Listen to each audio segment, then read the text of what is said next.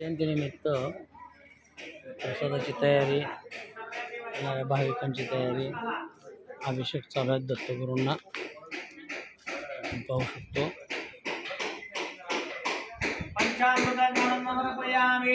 परत पळीभर पाणी घालायचं मूर्तीला।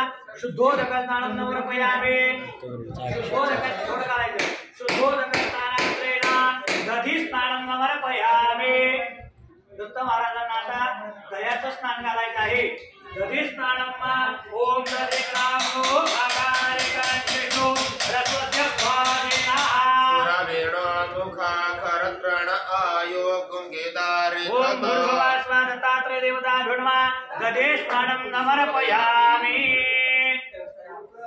हे दत्तगुरू अन्नछत्राचे अखंड त्यानंतर शुद्धोदक म्हणून एक पळी भरून पाणी घालायचं आहे। शुद्धोदक स्नानं समर्पयामि।